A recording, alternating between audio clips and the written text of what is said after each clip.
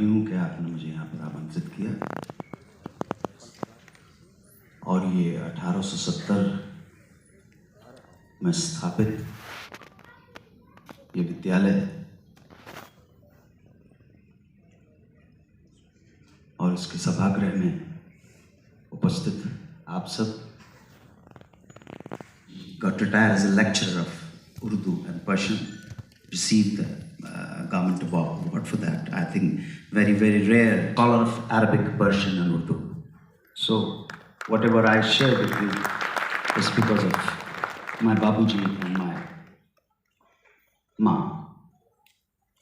या किसी भी प्रदेश की भाषा, हम कहते हैं हमारे विविधता में एकता है, यूनिटी इन डाइवर्सिटी, ऐसा बोलते हैं ना, नारे वारे लगाते हैं, पॉलिटिशियंस लेते हैं, अभी भी बहुत आपके सब चलते हैं। यहां पर डाइवर्सिटी दिखती है, विविधता दिखती है, एकता कहां है? एकता हो ही नहीं सकती। ना धर्म के नाम पर एकता है, ना अंचल के नाम पर एकता है, ना भाषा के नाम पर एकता है। एक जगह हो, बहुत बढ़िया है ना? वो कहेंगे भगवा, वो कहेंगे हरा, कोई कहेगा सफेद। तुम अपनी दृष्टि तक तिरंगे पे रखना कि उसी में तुम्हारी शान है, वही तुम्हारी पहचान है। ध्यान रखना, हर एक उसमें से अपना अपना हिस्सा लेने की कोशिश करता है, लेकिन तुम्हारी आइडेंटिटी, तुम्हारी पहचान तुम्हारा तिरंगा है। तुम्हारी पहचान तुम्हारी मातृभूमि के प्रति जो प्रेम है, जिसको तुम भारत माता बोलते हो। इसलिए भगवान के लिए भारत माता का कोई हस्बैंड नहीं हो सकता जिसको तुम राष्ट्रपिता बुलाओ। बहुत बढ़िया। कितनी वाहियात और मूर्खतापूर्ण बात है। भारत माता है हमारी, हम सब भारत माता के लाल और लालियां हैं। आप अपनी श्रद्धा और सेंटिमेंट्स और ओवरवेल्म्ड होके किसी को ऐसे टाइटल्स मत दे दो भाई, प्लीज ऐसा मत करो। आप अपने देश की भाषा कन्नड़ सीखिए, आप तमिल सीखिए, कोई प्रॉब्लम, मराठी सीखिए, बंगला सीखिए, हिंदी सीखिए, मारवाड़ी सीखिए, पंजाबी सीखिए, अपनी भाषा तो सीखो भैया। लेकिन नहीं, it is high time that we realize that the language, or especially the English, is just a symbol and medium of communication, not the sign of intelligence and intellect. बहुत बढ़िया, एक नंबर। अमेरिका में कितने बड़े गधे बैठे तुमको पता भी नहीं होगा। जैसे इंदौर में कितने गधे बैठे वैसे ही तुमको पता नहीं है, वैसे अमेरिका में भी उतने गधे हैं। गधों की संख्या थोड़ी बहुत इधर उधर होती है। एक हमारे पंजाब के दोस्त थे, वो कहने लगे कि यार मैं तो अमेरिका जाके आया है यार, मैं कमाल के एजुकेटेड लोग हैं, बच्चा बच्चा अंग्रेजी बोलता है यार उत्तर को। मैं कहता बहुत एजुकेटेड लोग हैं, बच्चा बच्चा अंग्रेजी बोलता है। लेकिन जब हम यहां पर आते हैं तो हमारा सब कुछ चेंज हो जाता है। पता है क्यों? सिंपल रीजन है,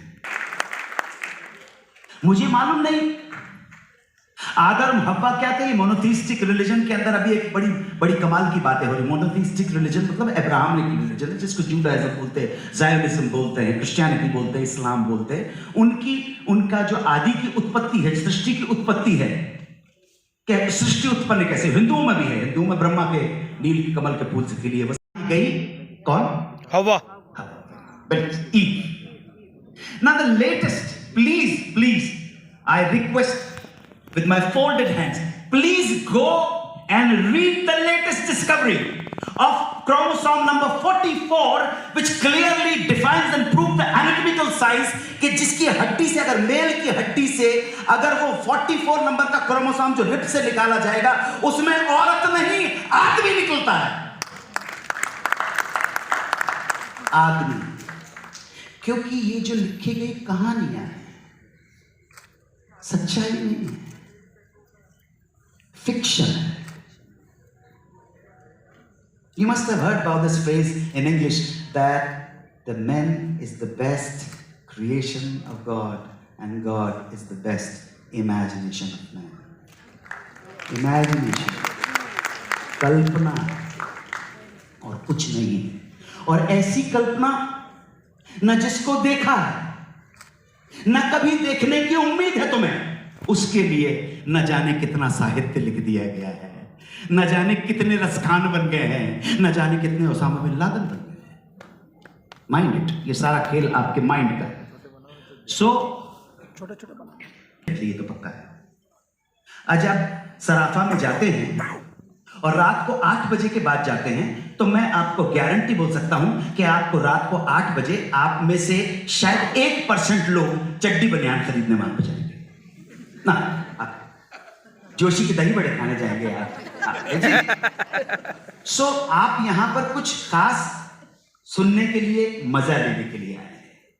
मजा भी कई तरह का होता है, आप ध्यान रखिएगा। और जिंदगी में जिनके मजा रहा वही आगे बढ़े।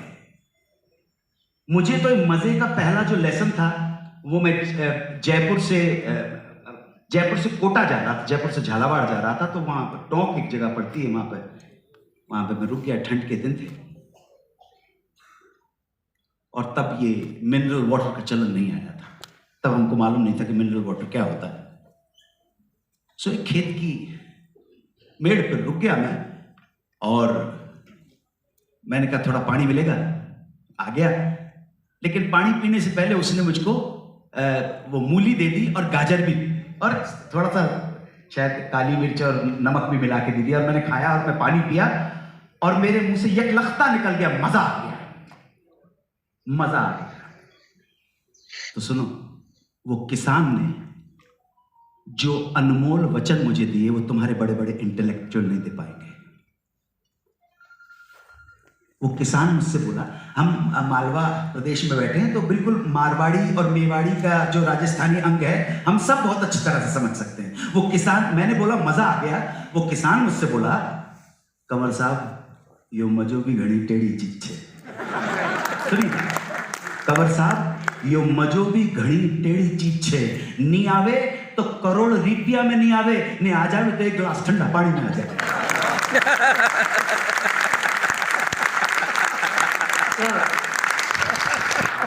तो जहां से मिले मजा उसको ले लेना।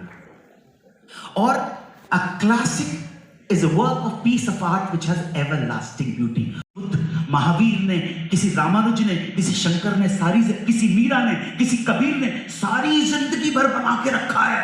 तो कोशिश करना कि उनकी तरह ये मजा तुम्हारी पूरी जिंदगी भर बना। बाकी सारे मजे जो है ना मोमेंटरी में चले जाएंगे। आज जो स्त्री पसंद है, जरा इमेजिन करो आज का तुम्हारी कौन कौन सी हीरोइन है। मैं माफ करना, मैं ना फिल्में देखता हूं, ना टीवी देखता हूं, ना न्यूज़पेपर पढ़ता हूं और ना न्यूज चैनल देखता हूं। मैं इन सब चीजों से दूर हूं और मुझे अपने मूर्ख होने में कोई शर्मिंदगी नहीं है। Thank God I am a fool, no problem. मुझे मेरे मूर्ख होने में कोई दिक्कत नहीं है, क्योंकि जो विद्वान होने का दावा करते हैं उन्होंने क्या उखाड़ लिया है? कुछ नहीं उखाड़ा उन्होंने। तो मेरे जैसा मूर्ख ही ठीक है, मेरे जैसा मूर्ख ही चाहिए। ये विद्वान जो है ना, ये फसाद की सारी जड़ें हैं, ये सारी फसाद की फितनागिरी वहीं से आती है। तो कल के दिन किसी स्त्री के प्रति तुम्हारे हृदय का चार्म खत्म हो जाएगा। ये शरीर, ये सारा जिस्म थककर बोझ से दोहरा हुआ होगा। मैं धोखे में नहीं था, आपको सजदा हुआ होगा। मैं सजदे में नहीं था, आपको धोखा हुआ होगा।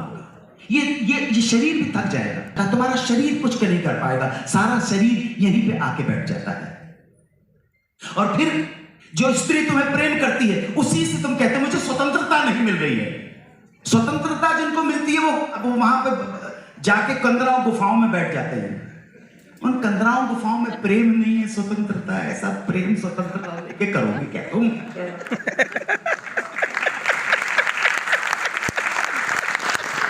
क्या ऐसा संभव है कि प्रेम भी और स्वतंत्रता भी हो? उसके लिए तुम्हें अपने सोलमेट को ढूंढना पड़ेगा और वो तुम्हारी किस्मत है।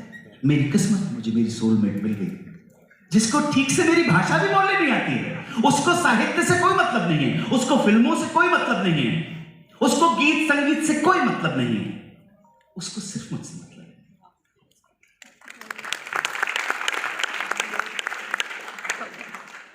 मैं शायद 5 बजे मिला हूंगा उससे, और 5:35 के माँ बाप को पता पड़ा वो अपने माँ बाप की इकलौती संतान है भाई।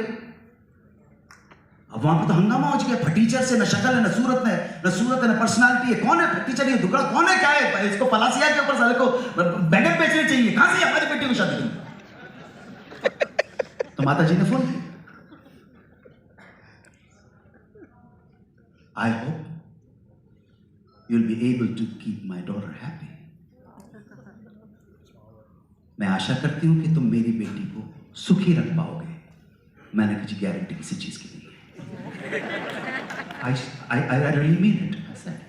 गारंटी किसी चीज की नहीं। तब मैं हिंदू हुआ करता था, बेसिकली मैं एग्नोस्टिक हो गया, नास्तिक हूं आम आदमी को बताने के लिए। धर्म से मेरा कोई लेना देना नहीं है, किसी भी धर्म से मेरा कोई लेना देना नहीं है, क्योंकि धर्म से मेरा लेना देना नहीं है, इसलिए अधर्म से भी लेना देना नहीं है। सो मैंने कहा मॉम, मैंने कहा मिसेस पटेल, अगर इस दुनिया में कोई व्यक्ति किसी के सुख और दुख की गारंटी देने को तैयार हो, तो मैं गारंटी दे दूंगा कि मैं आपकी बेटी को सुखी रखूंगा।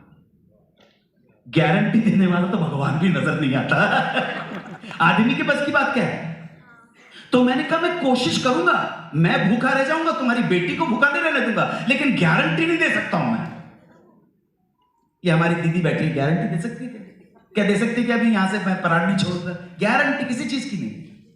हर पल जो सांस ली तुमने, समझ लेना ओ माय गॉड, अनदर एक और सांस मिली जीने के लिए। सो जब सोलमेट मिल जाए, बड़ी किस्मत की बात है, बड़ी किस्मत की बात है। देखो यहां पर तो मैं उसके बारे में बात कर रहा हूं, उसको याद है, मैं उसके बारे में बात कर रहा हूँ। आज बच्चे बड़े हो गए हैं, उनकी अपनी अपनी गर्लफ्रेंड्स हैं। आज भी वही स्त्री मुझसे 12, 13, 14 साल छोटी है, वही एक